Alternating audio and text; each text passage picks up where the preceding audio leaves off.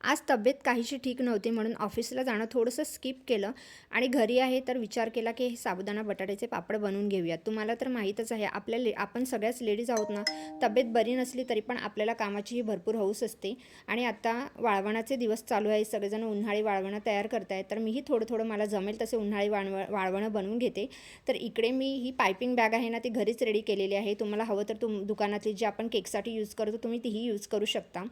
आता ह्यामध्ये हे मिश्रण असं व्यवस्थित बनवून मी इकडे हे चकल्या अशा बनवून घेते साबुदाणा बटाट्याच्या. तुम्हाला हव्या तशा शेपमध्ये तुम्ही बनवू शकता. मी थोड्या चकल्याच्या शेपमध्ये बनवलेलं आहे, थोडंसं असं लांब लांब आकारामध्ये बनवलेलं आहे. खूप छान आणि टेस्टी होतात हे पापड. तुम्ही नक्की ट्राय करून बघा. ह्याची फुल रेसिपी मी लवकरच माझ्या चॅनलवर अपलोड करणार आहे. छान छान असे पापड मी बनवून घेते आणि तळल्यानंतर ते कसे होतात तेही मी तुम्हाला दाखवेन.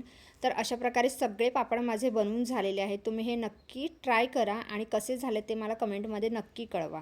आणि व्हिडिओ आवडल्यास लाईक करा, शेअर करा आणि जर तुम्ही चॅनलवर नवीन असाल तर माझं चॅनल सबस्क्राईब करा. चला बाय.